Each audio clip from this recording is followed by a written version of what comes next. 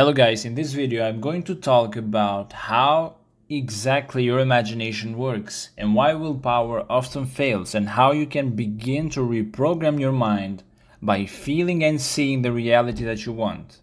And by the end you will understand how to stop fighting yourself and start creating the life that you truly desire, naturally and powerfully. So when people want to change their lives, they usually turn to willpower. They think if they just try hard enough, they push themselves enough or repeat them something with force, then their life will change. But the truth is that willpower only works for a little while. It makes you feel tense, stressed and exhausted, and the moment you stop pushing, the old habits and patterns come right back. Neville Goddard explains that there is a better and much easier way. He said that you should never try to force the subconscious with willpower. So the subconscious doesn't respond to pressure or struggle. It responds to images and feelings. That's why Neville said, use your imagination and not willpower. So imagination is the key because your subconscious accepts what you picture and feel as real. So when you imagine yourself already being the person that you want to be, or already having the life that you want, your subconscious mind takes that picture as truth and begins to create it naturally in your life.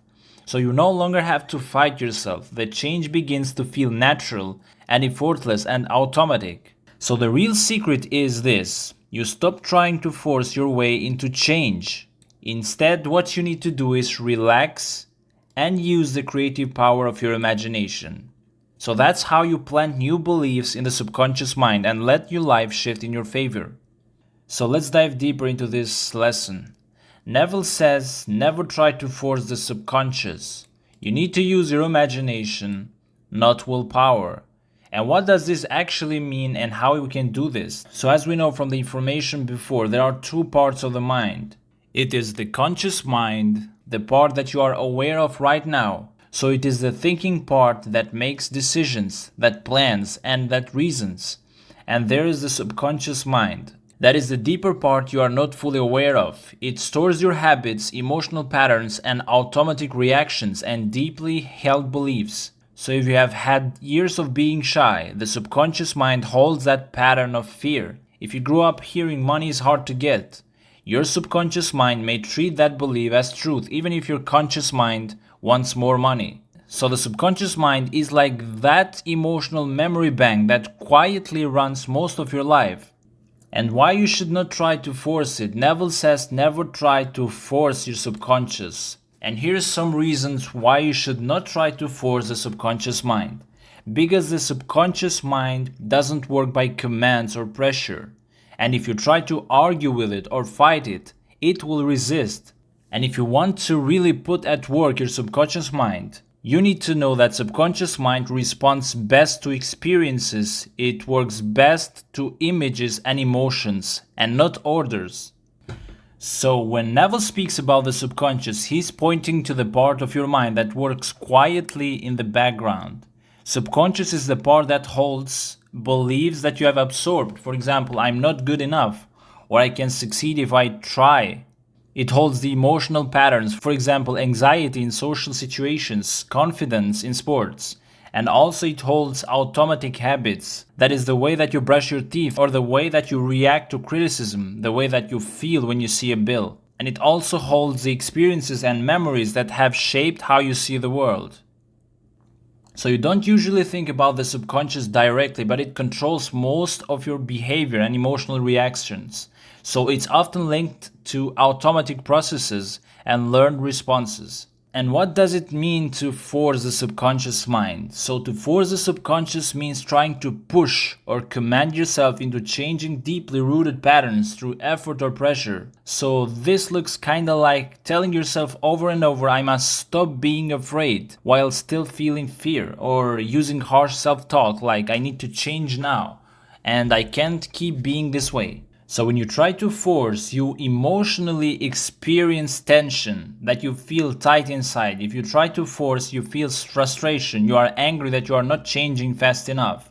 And you feel also fear or shame, that you feel like something is wrong with you if you can't change. And this is similar to suppression when you try to push down feelings or thoughts. Research shows suppression often backfires. The more you try not to think of something, the stronger it comes back. For example, if someone who is scared of public speaking tries to use force, before speaking they tell themselves, don't be nervous or stop shaking, but what happens? They feel even more nervous because the subconscious mind is focused on the very thing they're trying to push away, that is fear. And why forcing doesn't work is because the subconscious is shaped by experience and emotion and not by commands. So when you force it, you are basically shouting at it in a language that it doesn't understand. So your conscious mind is the part that argues, commands, and reasons, and your subconscious listens not to those arguments, but to the emotional atmosphere behind them. So when you force, the subconscious doesn't hear I am strong, it hears the frustration, it hears the fear, the strain in your emotions, it reads that tension as evidence that you are not yet strong, and this keeps the old patterns alive. So what you want, that is the confidence, and what you feel, that is fear, will clash, and forcing makes that clash louder. So how does the subconscious actually change? So the subconscious accepts new patterns when they are presented as felt experiences and moments that carry emotional weight. That's why Neville emphasizes imagination. That's why imagination is so important to Neville. When you imagine a scene vividly, with feeling, your brain and emotions respond as if the event is real. And this creates new emotional experiences that your subconscious records. And over time, these repeated imagined experiences will form new automatic patterns. So the research in mental rehearsal shows that athletes who vividly imagine practicing their sport will activate many of the same brain regions as actually practicing. And the subconscious learns through felt repetition and not through pressure. So even though when you don't practice, even though when sometimes you don't exercise, the subconscious will learn some things that are felt as real. So you activate muscle growth, even if you don't exercise, just by feeling and seeing it in your imagination. So Neville is not saying that you are weak for trying willpower. He's saying that willpower operates at the wrong level. It's a conscious effort trying to override subconscious patterns, and that almost always leads to emotional burnout.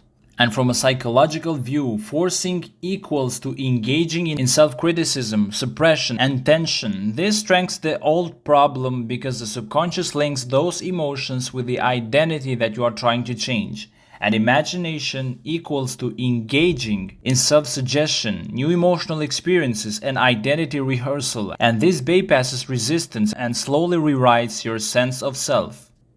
And from an emotional view, forcing feels like inner war. One part of you fights the other one, and imagination feels like inner acceptance, that one part of you gently introduces a new reality until it feels natural.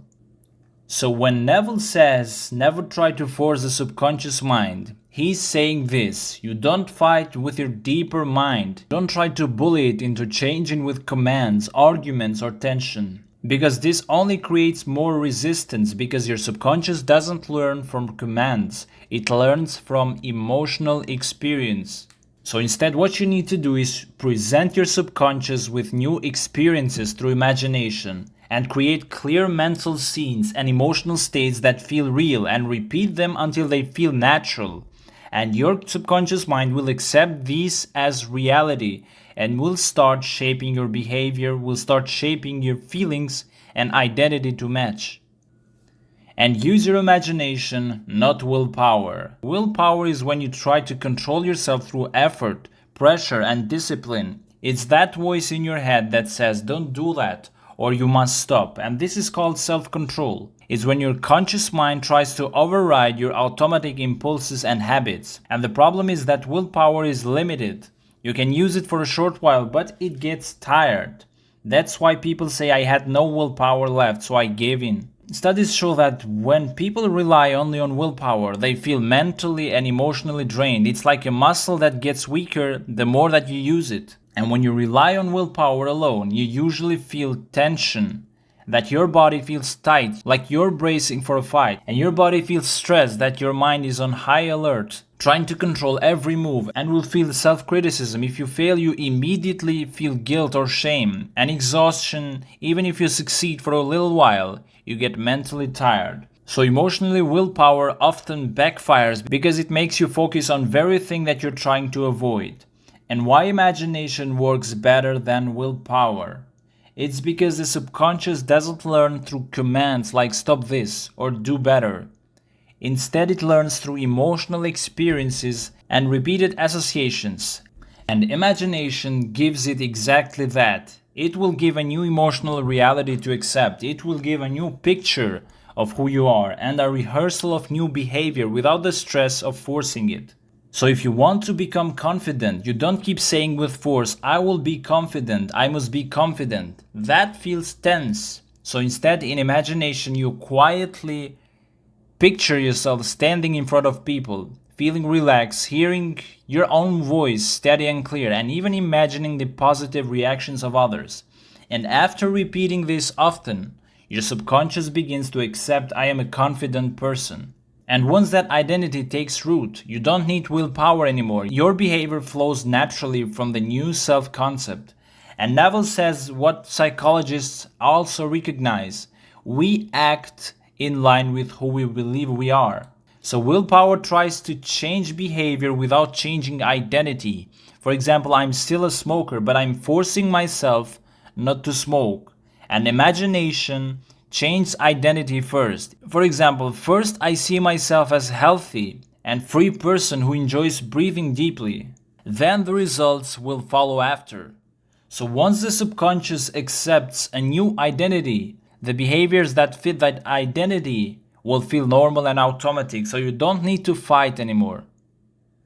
That's why Neville says it often, that imagination doesn't feel like war inside. It feels like freedom, because you're not battling yourself. You're gently showing your mind a new picture until it feels natural. So when you use your imagination, your emotions will shift from stress to calm, will shift from tension to relaxation, and from fear to hope, and from self-criticism to self-acceptance. And that emotional shift itself is proof that the subconscious is responding. And use your imagination, not willpower. He means this. Do not exhaust yourself fighting old patterns with pressure. And do not think that you must control every action by force. And instead, you spend time imagining yourself already being the person that you want to be and already having the result that you desire. And you let your subconscious mind absorb that picture, because the subconscious mind learns from feelings and experiences and not from orders. And now you know the real secret, that you don't need to push, struggle, or exhaust yourself with willpower. All the tension, all the frustration and inner battle comes from trying to force the subconscious to obey. Instead, you can use the power of your imagination and see yourself as already being the person that you want to be, and feeling the emotions of having what you desire and letting your subconscious mind accept it naturally. And when you practice this consistently, the change stops being a fight, and your habits, your feelings, and your actions begin to align effortlessly with the life that you imagined, and you start to feel more confident and more free and more at peace, because your subconscious mind has been guided gently and not forced. Alright guys, I hope this video was helpful, and let me know your thoughts about this in the comments, and see you in the next video.